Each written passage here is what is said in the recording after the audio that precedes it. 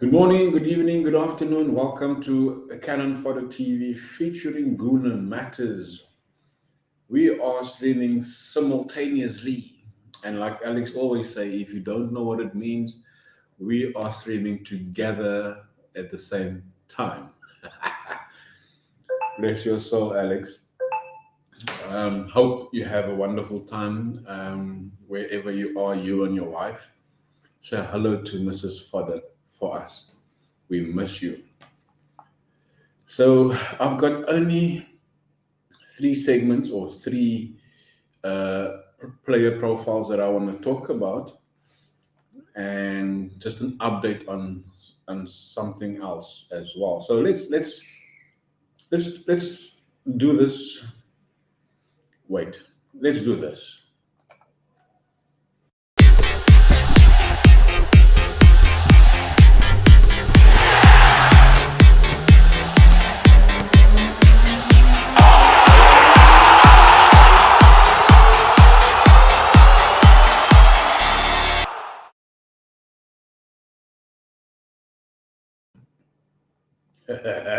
Welcome back to Guna Matters and Cannon Fodder simultaneous streaming from us, and I hope it is going to be a very wonderful segment show. First of all, get into the live chat. Have your say, have your opinion, and like I say on Guna Matters, that your opinion matters. Also, then where is it? Yeah. Hit the like button, subscribe to Guna Matters, and of course, tell your mama and your papa that you've seen Glenwyn in front of the Emirates. Anyway, welcome to Cannon Fodder and welcome to Guna Matters simultaneous streaming today, yesterday, and possibly, hopefully, tomorrow as well. So, our first segment and player profile is this youngster. Let's just take this away here. There we go. Martin Baturina. And he is dubbed as the new Luka Modric. Now, I don't know the player. I've not seen him. However, I've seen the game against Dynamo Zagreb and Chelsea last season in the Champions League. The player looks sharp. He looks like a player for the future. Now, whether Arsenal's going to go in for him now or later in this summer's window or in the future remains to be seen, obviously. But there is rumors that are linking him to Arsenal as a successor for Martin Odegaard. Now, being an attacking midfielder is something that we have plenty of in the past. Jack Grealish, sorry, Jack Grealish, Jack Wilshere, um, Cesc Fabregas, Dennis Bergkamp, Martin Odegaard, Ozil, Santi Cazorla. So, and you can name plus one is more than just that. But this player, he is a player very exciting for what I've seen, the little bits and pieces in the Chelsea and Zagreb Champions League match last year. Didn't know of him. I didn't know what it's about until I have been linked to a write up about him. So this is just something that we're going to have to watch. I believe it can be somebody for the future. If we get him in now, maybe send him out on loan or whatever the case may be. He's still just 20 years old, but he has got a big temperament. He's got a big mentality, a huge mentality, and nobody can also argue the fact that should he come in now, that he won't be able to play for the team anyway. But I don't think that is the need right now. But I am just reporting on the rumor that is linked him with Arsenal, and of course, him being so young and such a brilliant future. 15 million pound, I think we should pound on that now and maybe keep him for a Carabao Cup or something like that. Also, again, that remains to be seen. So I'm not too worried about that because yeah, that's not the need right now. And then, of course, another player that has been linked with Arsenal, which I believe that the club has sent out representatives to Brazil to speak to the Grêmio hierarchies and the representatives of this player, Bitello. And yesterday I saw reports, in fact, this morning I saw reports that this deal is very, very close. This player is already 23 years old. He's got a good intelligence of the game. Again, you can't always go on what you've seen in snippets and this and that. There's no telling that the player could be a prospect or a good an addition because the only player that I have seen that Arsenal has brought in from Brazil, which is a young player and has obviously come to his own in the team, is Martinelli. So Makino's last season came in, went on loan last half of the season. Didn't see much of him, although he was very exciting to watch in the MLS All Stars game. That still, again, doesn't mean anything. So this player, Bitello, has been rumored to be linked to Arsenal for the last few weeks already. And every time the Brazilian outlet has been saying that this deal is close and it's close and it's a very reputable source in Brazil, obviously, that has reported that this deal to Arsenal is very close, and for a steal fee of £10 million, or rather between 8 and £10 million, which is a good price to pay for a youngster that could potentially, obviously, fill in that midfield position where we need the depth. Again, it's not something carved in stone. It's not reported as it is real, but the fact that he's been on the rumor list for the last few weeks already, and this boy is coming up every time. So if it is something for this season, it will probably be that he will be a squad player to help out in various games like the Carabao Cup and the short end of the lower teams, which also you can't take for granted to play inexperienced players against the Luton and the Burnleys and the younger teams that just came into the Premier League. So I would also keep an eye on that. Then, of course, the big one is Nicolas Pepe. So Nicolas Pepe, to me, is a topic that has been on everybody's lips for a long time in the Arsenal camp and in Arsenal fan base. So Nicolas Pepe, obviously, he held the title of what they call the record signing of Arsenal in the history of Arsenal. Sorry, I just had a sip of my coffee.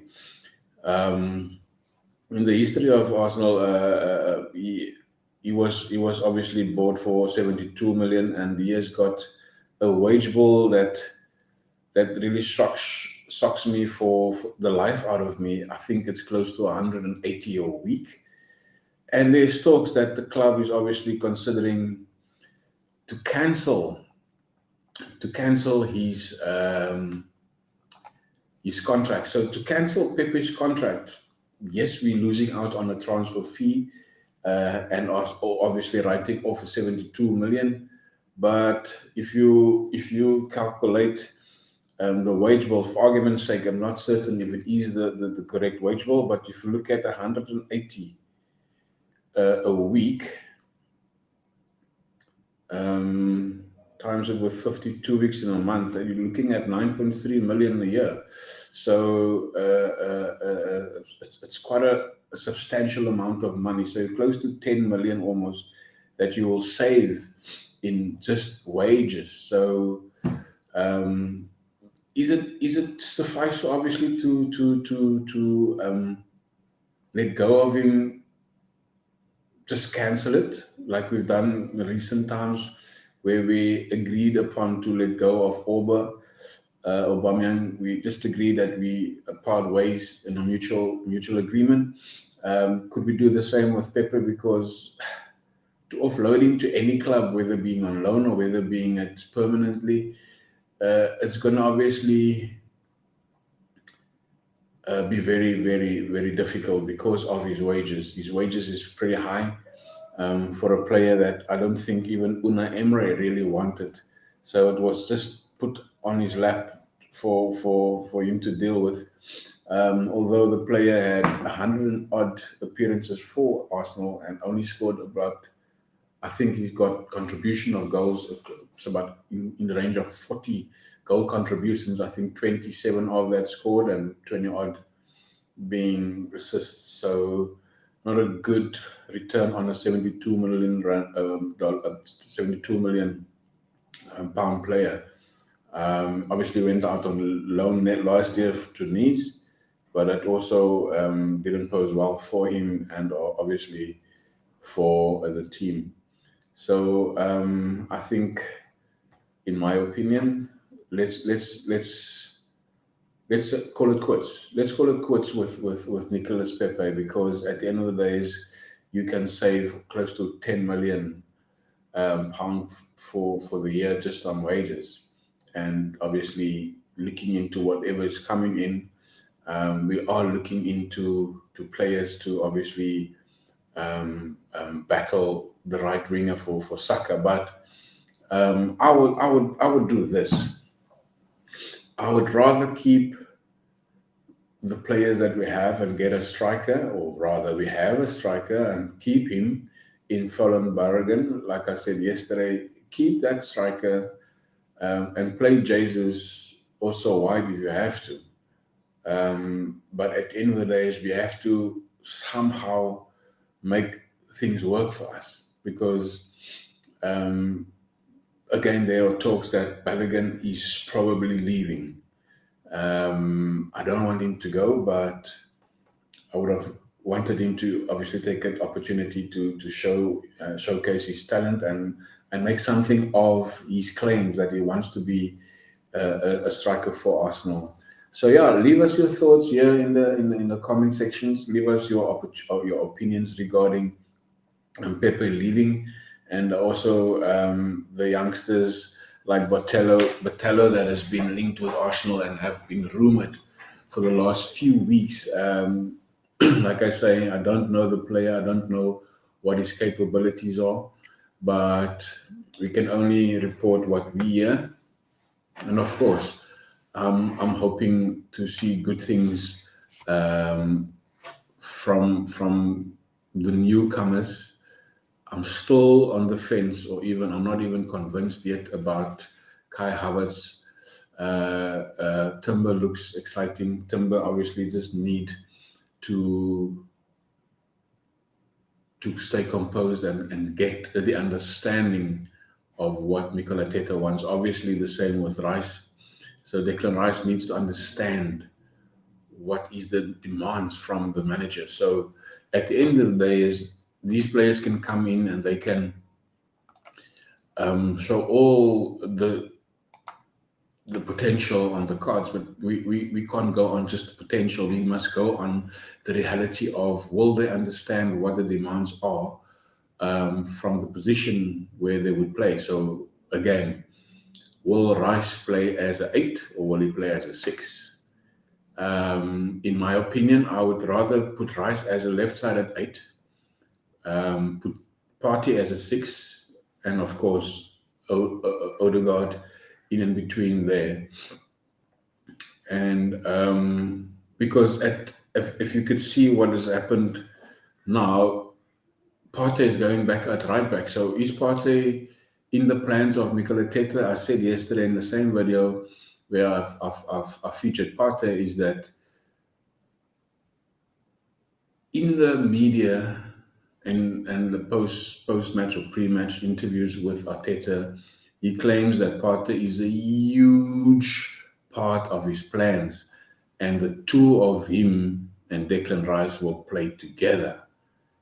But against Man United, he has played Partey on the latter stage of the game at right back. So how does that help us as fans that listen to what the manager is saying, but see also what he's doing? So that is a contradictory, isn't it? So at the end of the day, is again the question remains: is Partey going? Is Partey leaving? And now this is a question I want to pose to you as the fans: is that what are we what are we gonna do, or what would you rather do between the two players? Would you play Partey in a 6 or in an 8, box to box, or would you play Declan Rice in a box to box or in a 6? I have your opinions. I have your thoughts. Give us your sort of plan for Declan Rice. We don't know what the manager obviously wants. We don't know what the plan is for both of them.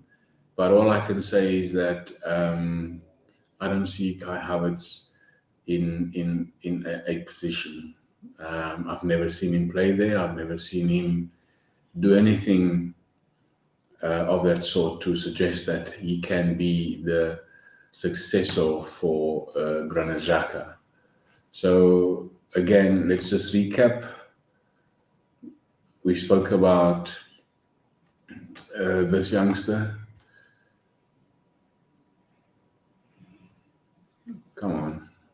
Yeah, there you go. Martin Baturina. They call him the new Luka Modric. He's also Croatian. Croatia is obviously producing quite a handful of young talent in their ranks, in the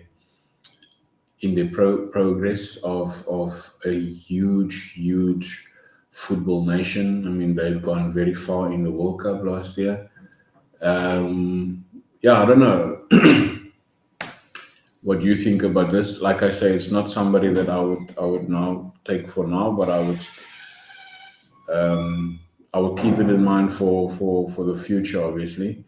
And then the rumors has been linking us for the last few weeks with this Brazilian kid, Bitello. He's also a central midfielder, can play various positions, and the Brazilian outlet has been saying that this deal is very close because Arsenal has representatives in Brazil for the last few weeks to obviously scout and also have communication with the Gremio team, as well as the representatives of this player. And then the big one obviously was whether Nicolas Pepe is leaving or whether he's been, either or, he's going to leave, whether he gets sold or whether they cancel his contract. So, yeah, I think, in my opinion, let's cancel his contract. Let's just call it quits. Let's write off the 72 million, but save on an almost 10 million pound wage bill for the player. There is a player in there, but the timing was wrong, the place was wrong, and of course, he didn't excel in what he sort of portrayed in in League before he came to Arsenal. So yeah, have your thoughts again, have your opinions, and obviously, please do answer. Who will you play where? Will you play Declan Rice in the 6, or would you play Partey in the 6? And the other option is to play either or in the number 8 left-sided. And I think, yeah, we've come to an end of this stream because very short stream, not much to really talk about. There is obviously the the rumors that's still linking Partey to leave Arsenal, um, and a lot of emphasis is being placed on that now, is for Partey to leave almost like very very soon. So if the team returns for the next week, yeah, we're back next week. We're playing the Emirates Cup on I think Wednesday, and then next weekend is the Charity Shield, the curtain raiser for the new Premier League. So I think by next week we will know whether Arteta is going to keep Partey or whether he's going to have another shirt on his back come the new season. So again, please have your say. Hit the likes, hit the like button, yeah, or yeah. Subscribe to Guna Matter, subscribe to Cannon Fodder, and also tell your mama, tell your papa that Glenwyn is in London.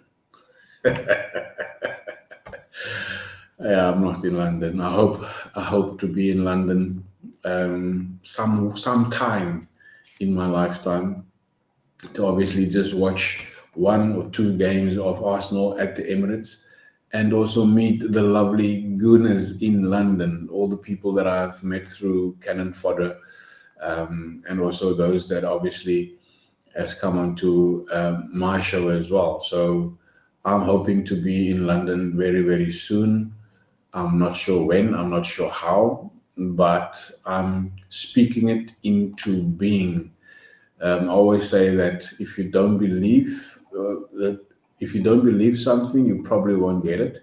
So it has to come from a place of belief. So I'm hoping to be in London sometime for the next year or two to meet up with these Gooners, the lovely Gooners from London and all over UK.